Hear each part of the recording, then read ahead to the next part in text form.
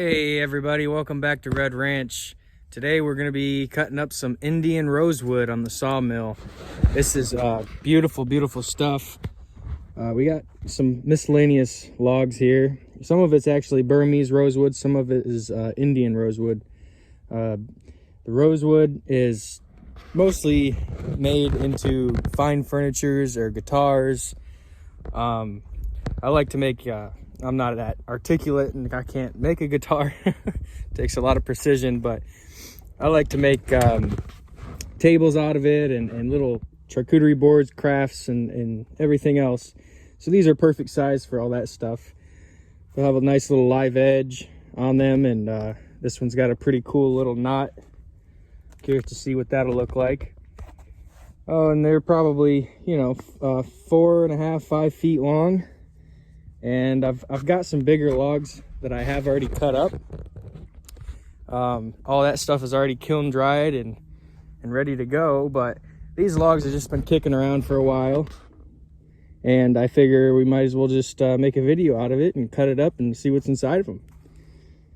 All right, I got the sawmill all lined up and warmed up and everything, so we'll get right into it.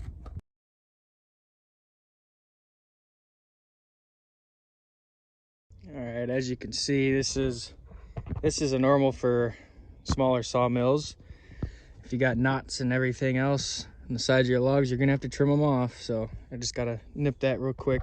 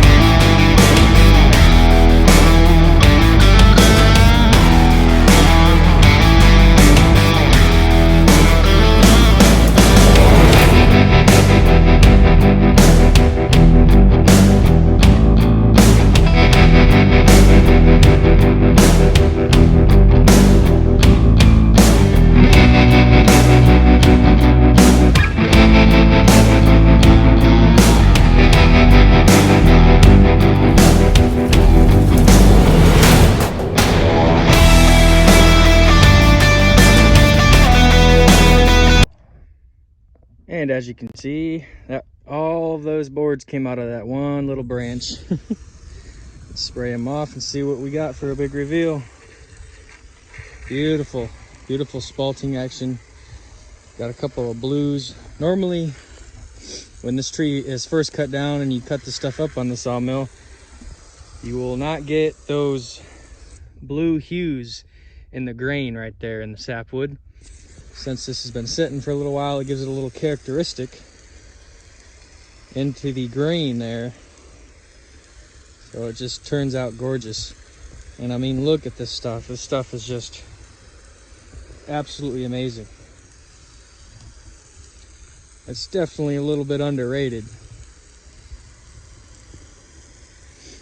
And out of this branch, I mostly cut 1/2-inch pieces, 1/2-inch thickness, for smaller projects, not for cutting boards or anything, but for wine caddies, coasters, just little knickknacks. And then these last 3 right here, these are 1-inch thick, and as you can see, this grain is just unreal. Lots of oranges and browns, reds. I mean, there's just so much going on, especially right in the crotch area there, and the branches poking out. That really gives it a little bit of shimmer there. Some beautiful figuring. You can see there was another branch that was coming out right here. Now this stuff does have some white deposits. I believe it's soil deposits. As the tree's growing, the soil gets in the grain and grows with the tree. That stuff really can dull your blades pretty quick on all your fine tooling. But it once you get it finished up, it turns out awesome. So these will make some really cool cutting boards. You know, put a template on there and do your handles and your fancy what have you. So, well, we got quite a few to go. Got 4 more logs to go. One of them is only 3 foot something, and the smallest I can cut on the mill is a 4 foot log. I believe it's this one here. I think that's only 3.5 feet, or that one. I think it's that one. So what, maybe have to come up with a jig to set it on, throw a couple boards on the bunks, and set the log up on top of that and start cutting that way. But we'll see when we get to it. And as you can see, I got the next one up there. This one has a pretty good swoop to it.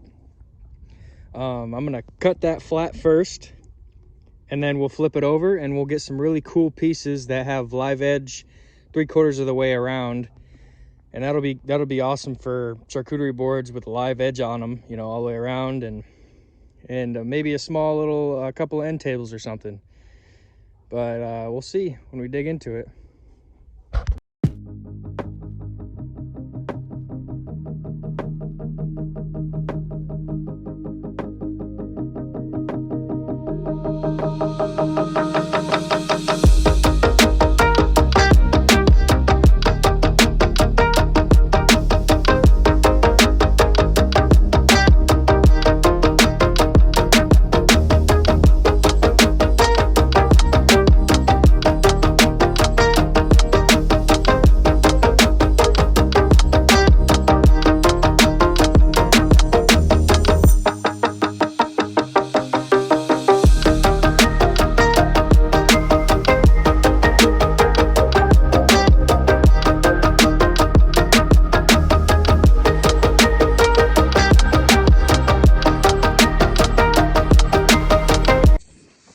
And the second log is done.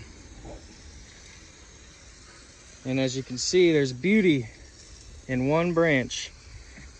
So much beauty. That's a little bit of a lighter color there than typical Indian rosewood. Actually, it's got more yellows in it. But these are some really cool. That one almost looks like a fish. These ones are some really cool boards that have the live edge going all the way to the front. And that's what you get when you get a little curved branch like that, or something, maybe even a log. You can get some live edge action going all the way around. Really beautiful. All right, we'll get on to the next one. Now this stuff here, I believe, is the Burmese rosewood, and you can tell it's a different type of rosewood because of the bark. This bark is more of almost like hickory bark, where it kind of shags off. And the Indian rosewood is looks very similar, but it doesn't have as many chip-offs, just like this. And thank gosh this stuff has been sitting, because this bark just peels right off. But I believe it is Burmese, but we'll have to see once we get inside. You'll definitely see the difference in grain, the colors and whatnot. Right here you can see why it's really important to get as much bark off as you can, because you can just see how much sand,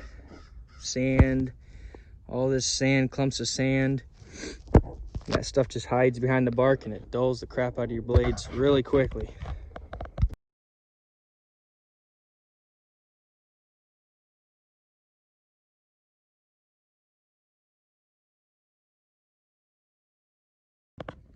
All right, let's see the big reveal.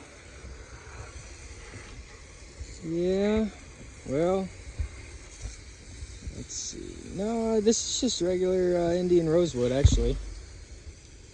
I know I got some Burmese in that pile somewhere. Oh well, I'm not complaining. It's still gorgeous stuff.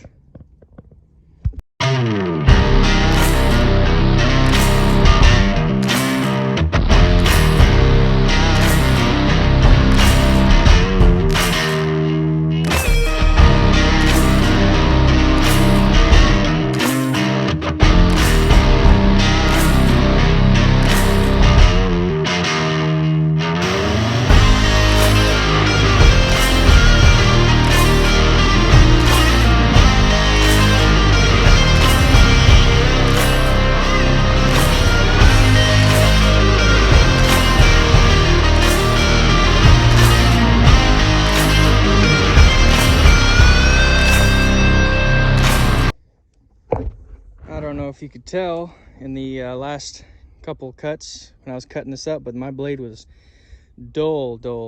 You know, it was getting really dull from sand and everything in these rosewoods that make you your blades and your tool equipment dull. But on the last cut, my blade started to dive, so I just decided to back it out. Thankfully, I wasn't all like halfway through the log or anything, halfway through my cut, but I just backed it out, and I decided, you know, when I go to work with that piece, I could just cut the section off that it started to dive, and we'll have solid pieces. But the reason I only got four and a couple of pieces, that piece right there will be taken and cut in half and use 2 pieces for something. But the reason I only got this many out of that log was because I made them 1.5 inches thick for different projects, thicker projects. And gotta have some thicks, gotta have some skinnier ones. I could have gotten a lot more pieces out of that log, but I've already got quite a few over there on the trailer to work with, so this is what I got out of it. And again, rosewood is just unreal grain, figuring, and it's a very stable wood.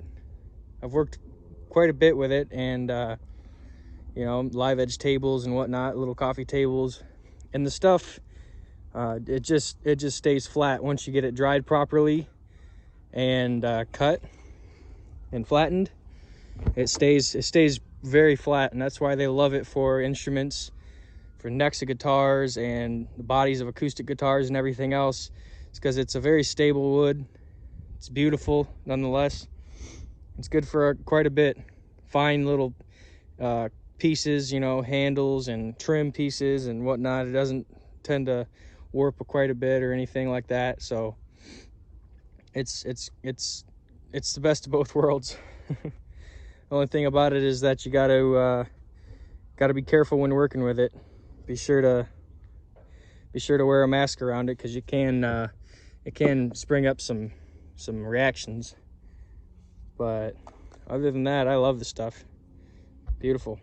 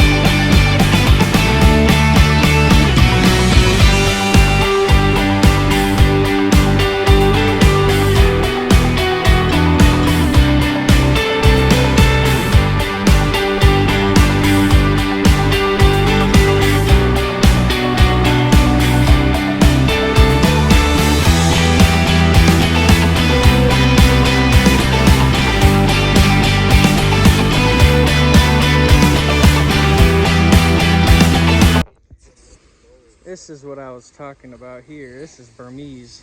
As you can see, it's got a lot more darker characters in the grain. More reds than browns. And the sapwood is almost dirtier. It's not as creamy as the Indian rosewood, but it's a darker grain, just like a shade darker. But they come from the same family. So as you can see, they're similar. This one is just a little darker. Beautiful. All right, guys, here is the aftermath. Cutting a couple branches up. Got quite a bit to work with now.